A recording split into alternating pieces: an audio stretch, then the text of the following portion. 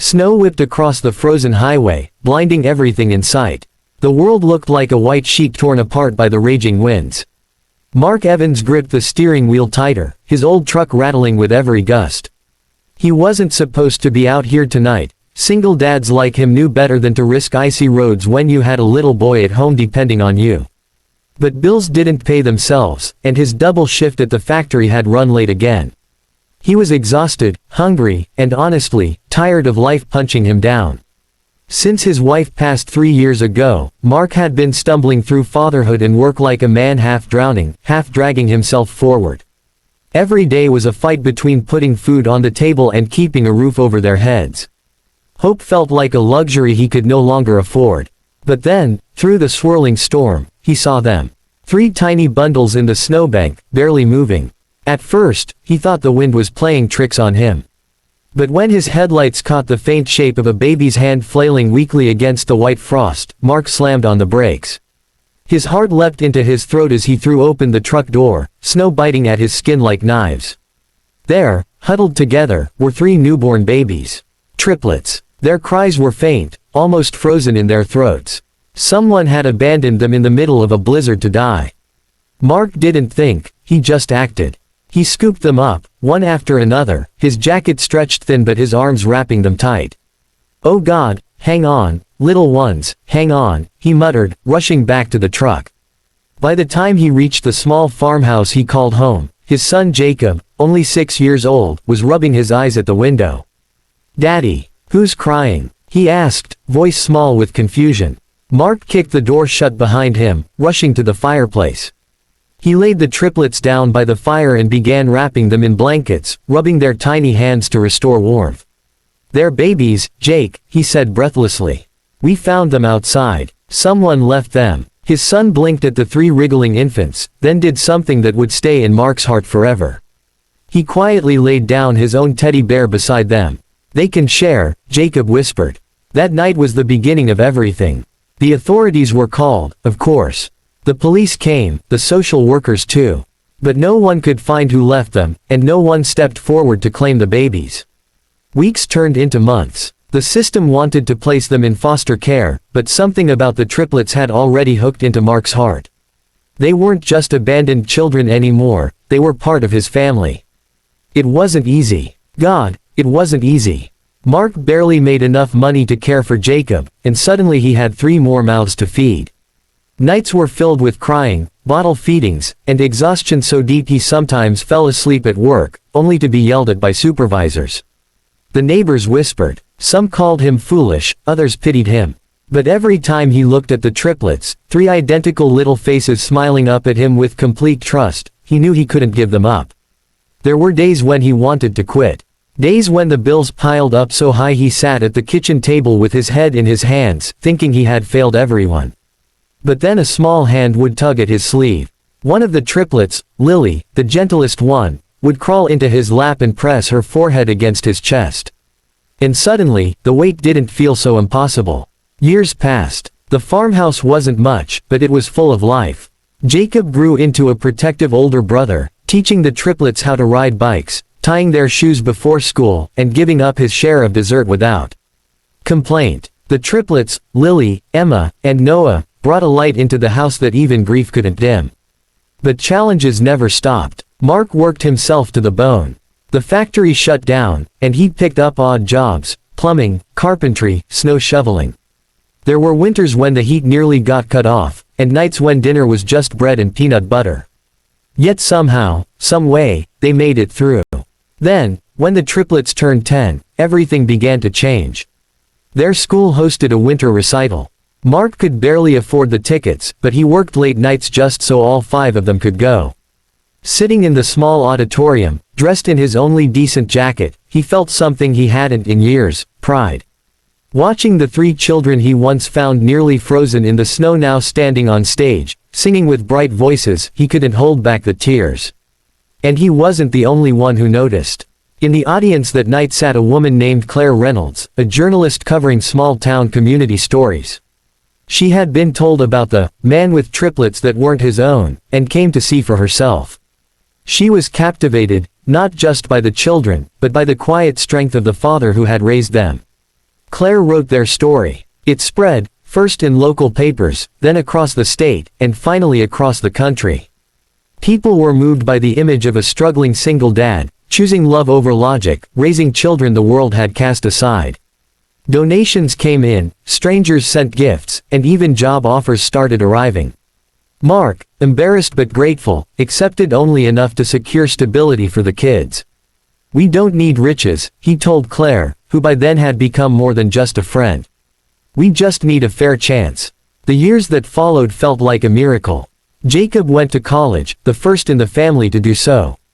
The triplets, each with their own unique gifts, blossomed, Lily with her art, Emma with her love of science, and Noah with his unshakable kindness. But more than their achievements, it was the bond they all shared that mattered most. There were no blood ties between Mark and the triplets, but love had written a stronger story than DNA ever could. On the triplets' 18th birthday, they surprised their father with something he never expected. Sitting him down at the old kitchen table, they handed him a small box. Inside was a locket, with 5 tiny pictures: Jacob, Lily, Emma, Noah, and Mark. "You're not just the man who saved us," Emma said softly, her voice breaking. "You're our miracle. And we want everyone to know, you're our dad. Forever." Mark, the man who once thought life had taken everything from him, wept openly. Because now, he understood. The night he found those 3 babies in the snow wasn't a curse, it was the beginning of his greatest blessing. The message of their story was clear: sometimes life gives us struggles so heavy we think they'll break us. But in the middle of the storm, miracles are born. Love doesn't just change lives, it saves them. And for one struggling single dad, 3 abandoned babies became the miracle that gave him back his hope, his family, and his future.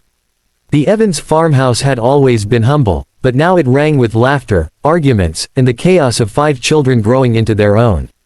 Mark often sat by the fireplace at night, remembering the first time he placed those frozen babies there. He never imagined they'd one day fill the room with so much life. But as the triplets grew into teenagers, the questions started. One night, Lily lingered at the table long after dinner. Her fork traced circles on her empty plate. Mark noticed. "Something on your mind, sweetheart?" he asked gently. She hesitated, her voice barely above a whisper. "Dad, do you think about where we came from? Who left us that night?" The room went still. Emma stopped doodling in her notebook, and Noah set down the toy he had been tinkering with. They all looked at him. Mark's heart ached. He had dreaded this moment for years. "I think about it," he admitted, swallowing hard. "But I also know this: whoever walked away that night didn't deserve you. And whoever stayed, that's who family is." Emma's eyes glistened. "But don't you ever wonder, why?" Mark leaned across the table, covering their hands with his own. "I don't know why. But I do know this: sometimes life starts with pain so it can teach us how strong love can be. You 3 weren't abandoned, you were given to me." The triplets exchanged a look. For now, it was enough. But the questions never fully left them. Challenges returned when Mark's health began to decline. Years of backbreaking labor caught up to him, and one winter he collapsed while shoveling snow. Doctors warned him to slow down. But slowing down wasn't an option when bills never stopped coming. Jacob, now in college, rushed home.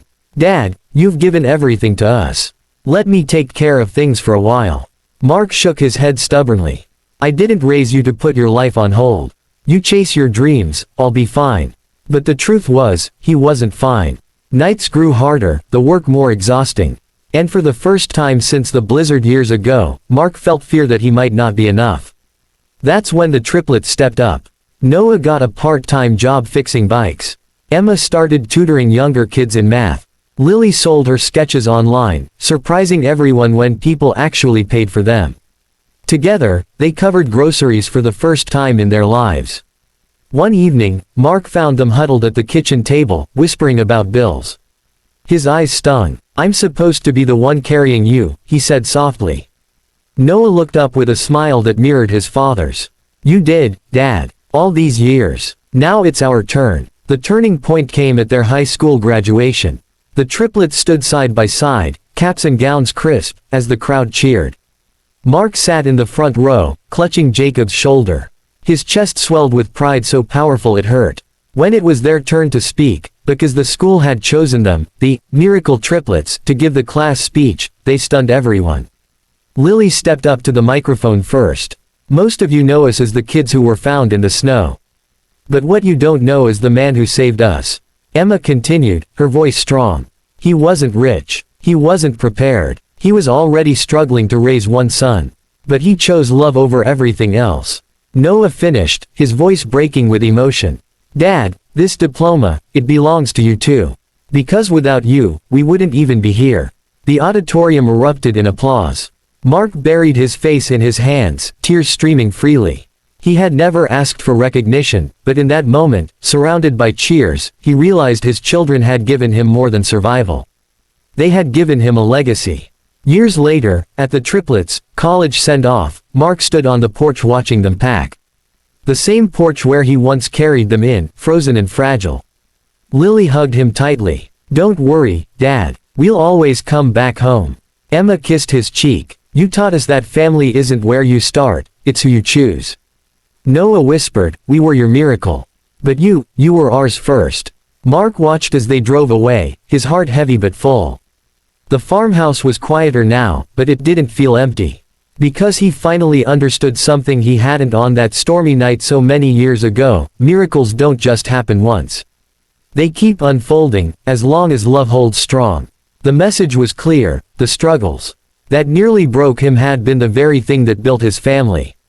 A single dad, once drowning in grief and poverty, had discovered that the greatest wealth in life isn't money, it's the children who call you, Dad.